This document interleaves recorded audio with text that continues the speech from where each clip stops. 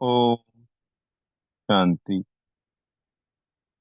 आज 27 अगस्त 2024 के वाक्यों में प्यारे मीठे बाप दादाजी ने कहा, मीठे बच्चे, चैतन्य अवस्था में रह बाप को याद करना है। सुन अवस्था में चले जाना या नींद करना यह कोई योग नहीं।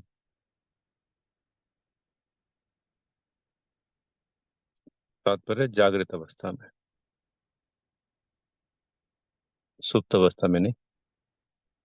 प्रश्न है, तुम्हें आंखें बंद करके बैठने की मना क्यों की जाती है? उत्तर, अगर तुम आंख बंद करके बैठेंगे तो दुकान का सारा सामान ही चोर चोरी करके ले जाएंगे। माया चोर बुद्धि में कुछ भी धारणा होने नहीं देगी। आंखें बंद करके योग में बैठेंगे तो नींद आ जाएगी, पता ही नहीं चलेगा। इसलिए आंखें खोल कर बैठना है। काम काज करते बुद्धि से बाप को याद करना है। इसमें हठ योग की बात नहीं। तो संसार के जितने भी योग होते हैं उनमें आंखें बंद करके सिखाया जाता है योग। और बाबा का जो सहज राजयोग है वो आंखें खोल कर है। जब भक्ति में चलते फिरते कोई भगवान को याद करता है, या हम यार दोस्त रिश्तेदारों को भी याद करते हैं, तो आंखें खोल के तो करते हैं, चलते फिरते उठते बैठते। तो अब जब बाबा, वो हमारा रियल पिता है, हमें ये ज्ञान हो गया और उसको याद करना है, तो चलते फिरते उठते बैठते आंखें खोल के तो याद करेंगे ना। और बंद करने पे तो नींद आ जाएगी, सही बात है। या तो खोल के भी आ जाती है नींद कई बार। देखा होगा। फिर समय के अभ्यास के बाद फिर वो अवस्था आ जाती है कि आंखें खुली रहती है और योग की अवस्था बिल्कुल परफेक्ट हो जाती है।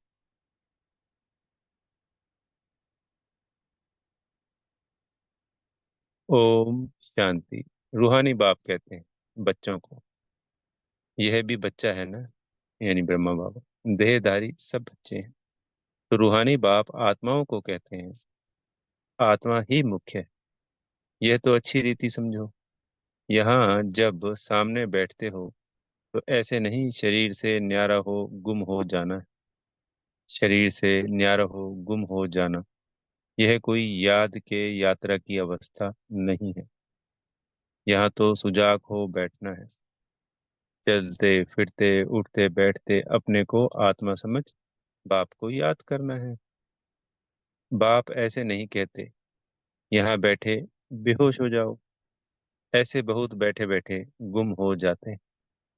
तुम्हें तो सुजाग होकर बैठना है और फिर पवित्र भी बनना है। पवित्रता बिगर धारणा नहीं होगी। किसका कल्याण नहीं कर सकेंगे, किसको कह नहीं सकेंगे। खुद पवित्र रहते नहीं और दूसरे को कहते हैं, वह तो पंडित हो गया। मियाँ मिट्ठू भी नहीं बनना है, फिर वह दिल अंदर खाता रहेगा। ऐसे मत समझो हम सुन्न में चले जाते, आंखें बंद हो जाती है। यह कोई याद की अवस्था नहीं है। इसमें चैतन्य अवस्था में रह बाप को याद करना। नींद करना कोई याद करना नहीं है।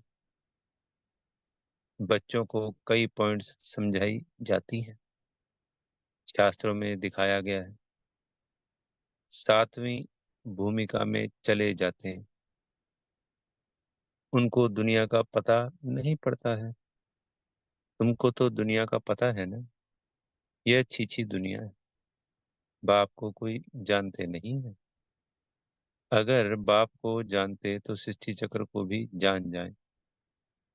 बाप बतलाते हैं यह चक्र कैसे फिरता है, मनुष्य पुनर्जन्म कैसे लेते हैं। सतयुग में भल बड़ी आयु हो जाती तो भी बदसूरत नहीं होंगे।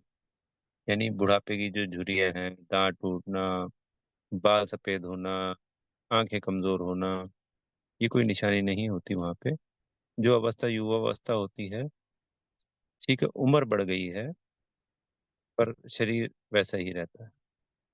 फिर स्वेच्छा से आत्मा को जब साक्षात्कार होता है कि अब अगला जन्म लेना है, फिर से गर्भ में जाना है, ये चोला बदलना है मुझे, तो फिर सहजता से वो अपना शरीर छोड़कर दूसरा ले लेते। तो सब कुछ वैसे का वैसा ही रहता है। सतयुग में भल बड़ी आयु हो जाती है तो भी बसूरत नहीं होंगे। बाकी सन्यासियों का तो है हठ योग, आंखें बंद करना, गुफाओं में बैठे बैठे बसूरत बन जाना। तुमको तो बाप कहते, गृहस्थ व्यवहार में रहते सुजाग रहना है। सुन में चले जाना, यह कोई अवस्था नहीं है। धंधा आदि भी करना है, गृहस्थ व्यवहार भी संभालना है। ओ, सुन में नहीं जाना है, काम काज करते बुद्धि से बाप को याद करना है। जरूर काम करेंगे, आंखें खोल कर करेंगे ना। धंधा आदि सब कुछ करते रहो, बुद्धि योग बाप के साथ हो, इसमें गफलत नहीं करनी। दुकान पर बैठे आंखें बंद हो जाएंगी तो कोई भी सामान ही ले जाएंगे और भी पता ही नहीं पड़ेगा। यह कोई अवस्था नहीं, हम देह से न्यारे हो जाते हैं। यह सब हठ योगियों की बातें रिद्धि सिद्धि वाले करते हैं। बाप तो अच्छी रीति बैठ समझाते हैं, इसमें आंखें नहीं बंद करनी है। बाप कहते हैं, मित्र संबंधियों को जो बैठ याद करते हो वह सब भूल जाओ, एक बाप को याद करना है। सिवाय याद की यात्रा के पाप कट नहीं सकते। भोग ले जाते हैं, गुम हो जाते हैं, सूक्ष्म वतन। इसमें क्या होता है, जितना समय वहां है विक्रम विनाश हो ना सके। शिव बाबा को याद कर ना सके, ना बाबा की वाणी सुन सके, तो घाटा पड़ जाता है।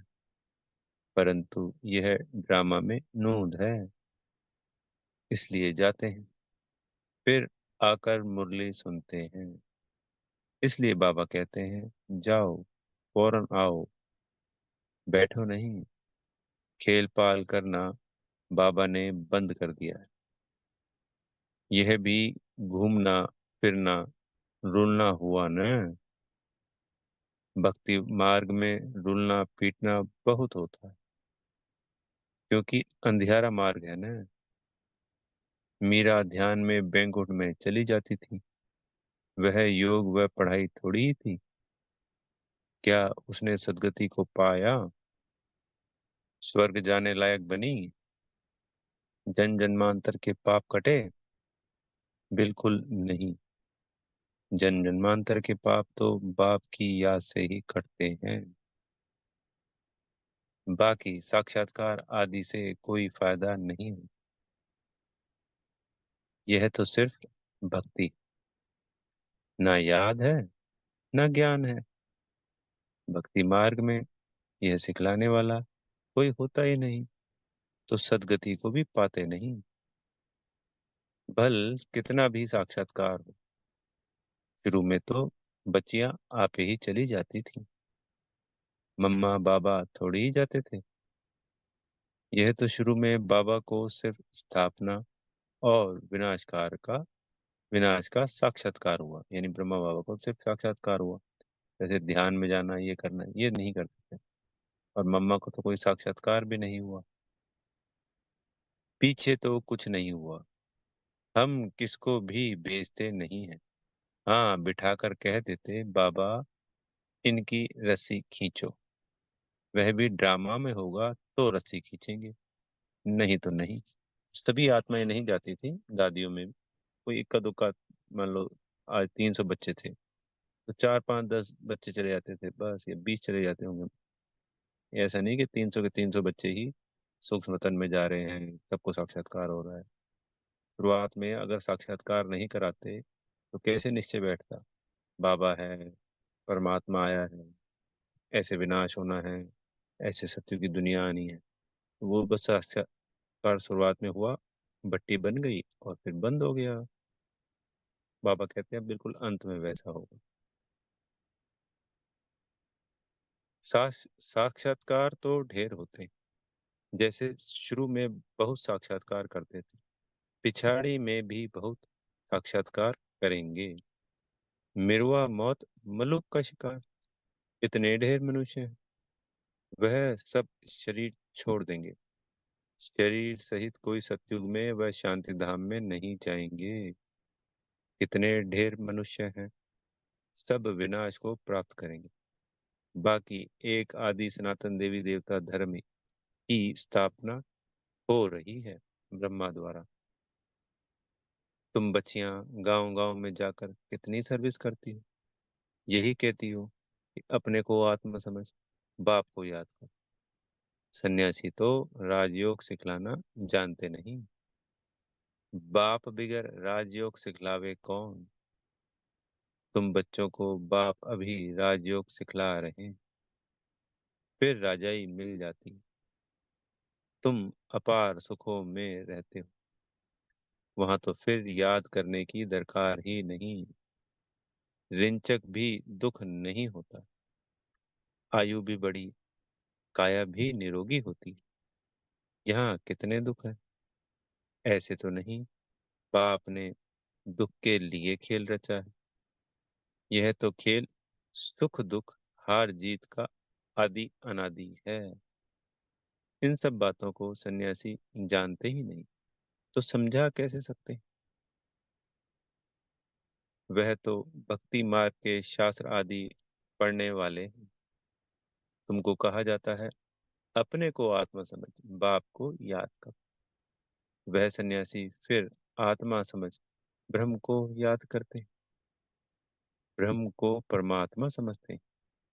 ब्रह्म ज्ञानी है, वास्तव में ब्रह्म है रहने का स्थान। जहाँ तुम आत्माएं रहती हो, वह फिर कहते हैं हम उनमें लीन होंगे। उनका ज्ञान ही सारा उल्टा है। यहाँ तो बेहद का बाप तुम बच्चों को पढ़ाते हैं। वह कहते भगवान 40,000 वर्ष बाद आएगा।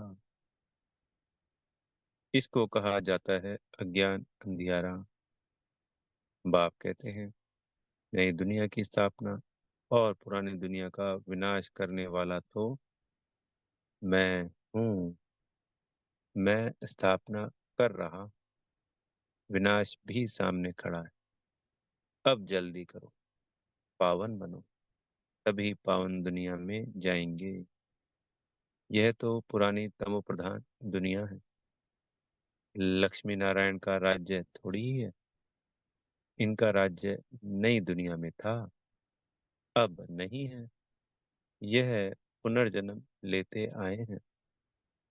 शास्त्रों में तो क्या क्या लिख दिया है, कृष्ण को दिखाया है।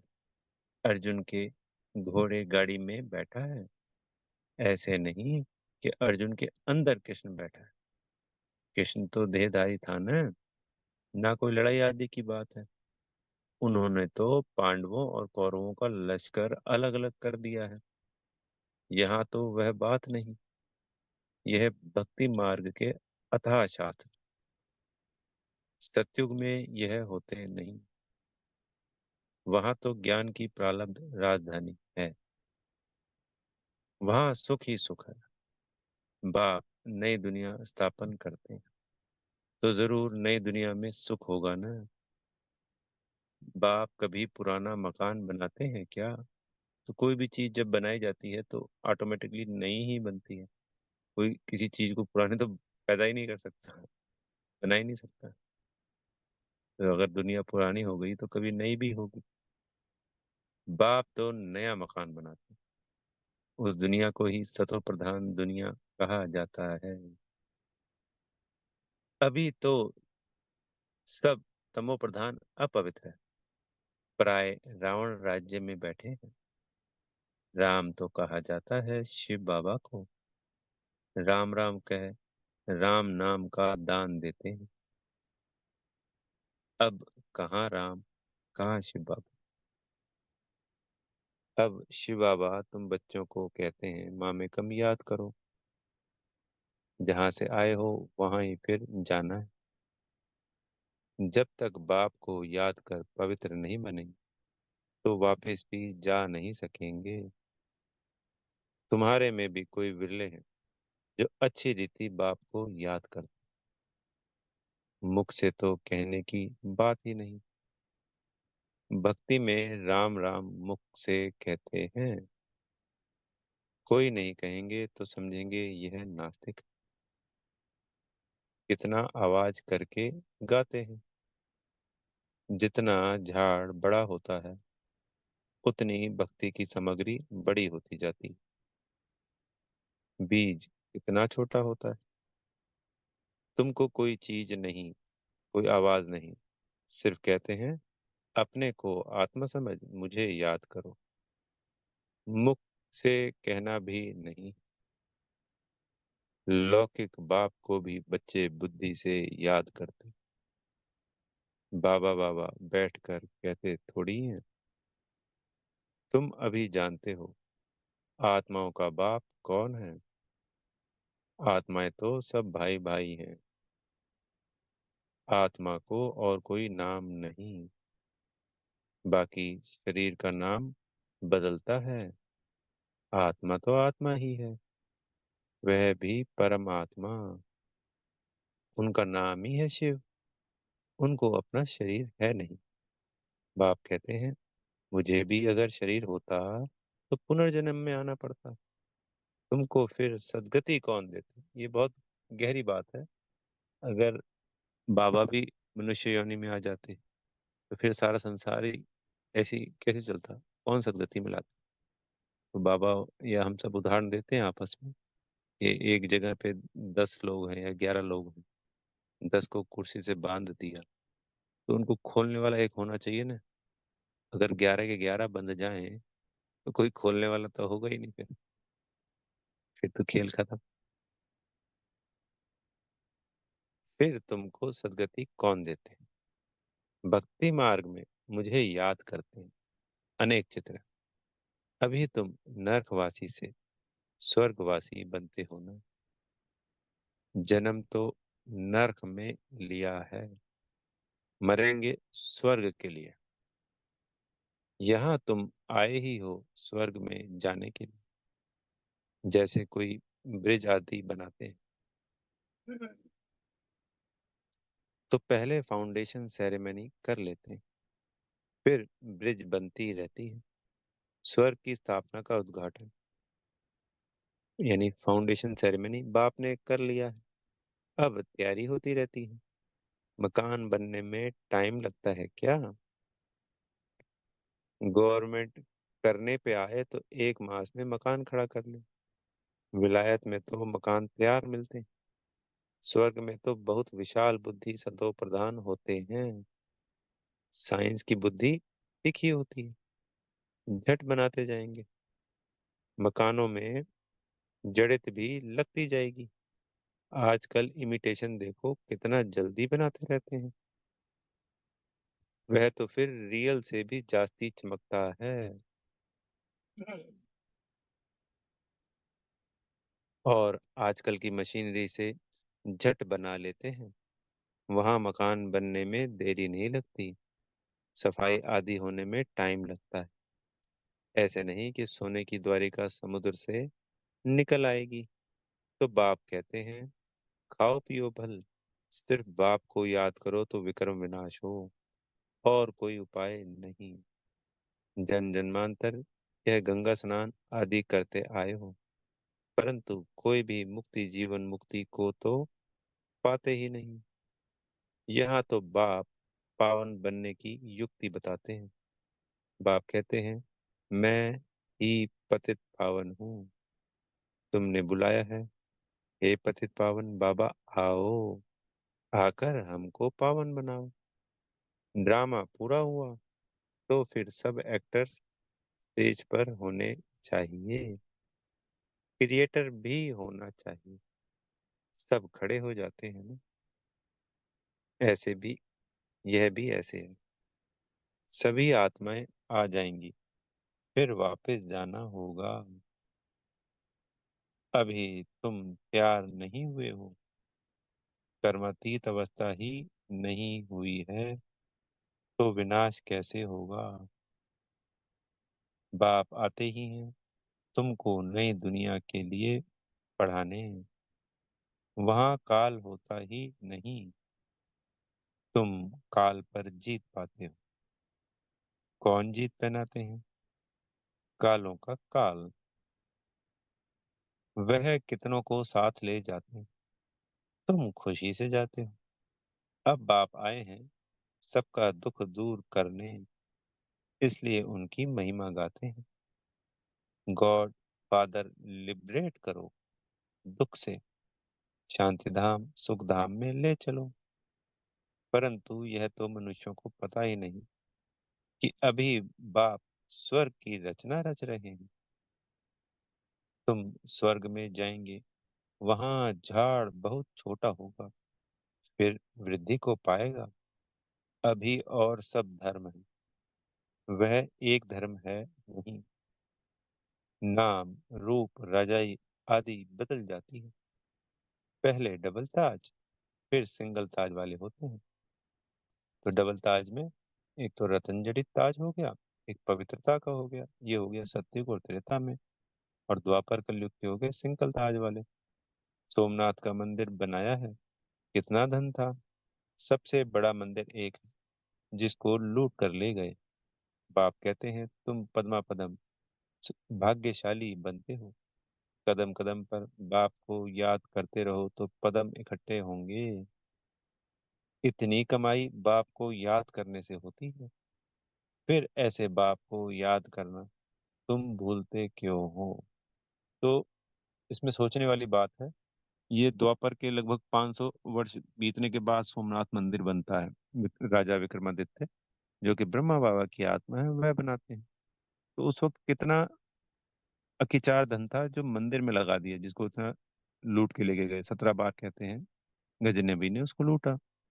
तो अब ये समझने की बात है, सतयुग त्रेता में तो हमारे पास धन था ही, पर ये प्रारब्ध द्वापर कलयुग में भी है। ये बस कमाने के ऊपर डिपेंड है। तो सोचिए ना, 500 साल में कितने जन्म हो चुके होंगे ब्रह्मा बाबा के। उसके बावजूद भी विक्रमादित्य का पूरे भारतवर्ष पे राज्य था, और इराक ईरान तक राज्य था हमारा। और इतना धन था कि मंदिर में इतना लगाया। तो द्वापर में भी बाबा के बच्चे जो इस वक्त प्रारब्ध बनाएंगे, वो वहां पे भी इतने धनाढ्य होंगे। तो द्वापर में भी भारत धनाढ्य था। ये तो 1000 साल पहले जब उन्होंने आक्रमण करके जीत लिया, तो इस 1000 साल में यानी सिर्फ ये पैसा धन तो अंग्रेजों के टाइम पे गया है। तो अंग्रेज ही तो इसलिए आए थे कि यहाँ बहुत धन था। अंग्रेज तो अभी 250 साल पहले आए, यानी तब तक भी हमारे पास बहुत बेहद का धन था बाबा के बच्चों के पास।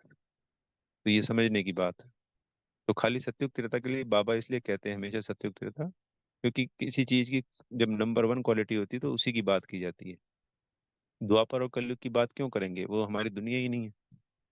पर ये समझने की बात है कि हमारी प्रारब्ध द्वापर कलयुग की भी बनती है बाबा के द्वारा।